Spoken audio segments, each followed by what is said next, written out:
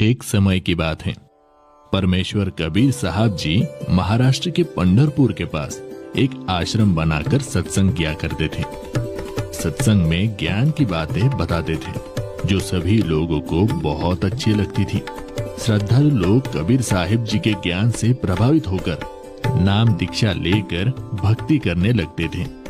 धीरे धीरे उनको भक्ति करने से बहुत से चमत्कार भी होते थे। कबीर साहब जी के सत्संग समागम में लोग बड़ी उमंग से आते थे।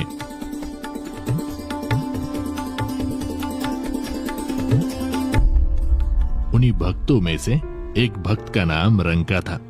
रंका भगत जी एक सच्चे सेवक थे। उनकी पत्नी बंका तथा बेटी अवंका भी भक्ति किया करती थी।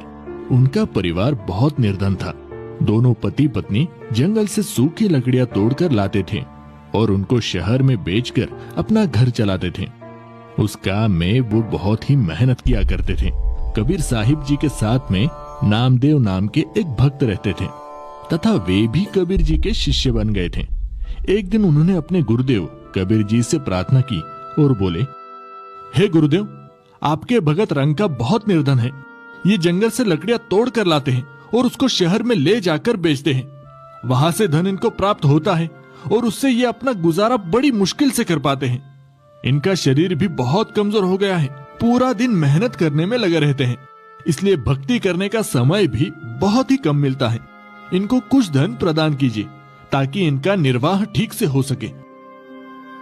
कबीर साहिब जी ने कहा, भक्त नामदेव, मैंने इनको धन देने की बहुत बार कोशिश की, परंतु ये लेते ही नहीं। हे गुरुदेव, आप फिर से धन दीजिए, ये अब की बार अवश्य लेंगे। बड़े दुखी है दोनों। ठीक है बेटा, समय आने दो। एक दिन रंका और बंका रोजाना की तरह जंगल से लकड़ियां सिर पर लेकर आ रहे थे। जिस रास्ते से वे दोनों आ रहे थे तो कबीर जी अपने शिष्य नामदेव जी को साथ लेकर उसी रास्ते पर आ गए।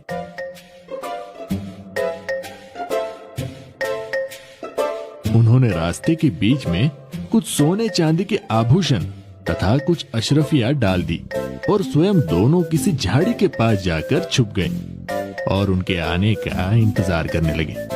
कुछ देर बाद रंका लकड़ियां सिर पर लेकर आगे आगे चल रहा था। उनकी पत्नी बंका भी पीछे पीछे लकड़ियां लेकर आ रही थी। अचानक रंका की नजर नीचे पड़ी। उसने देखा कि सोने चांदी के आभूषण तथा अशरफियां पड़ी हुई है। अरे, इस घने जंगल में ये किसका धन गिर गया है? यहाँ तो कोई भी आसपास दिखाई नहीं दे रहा है।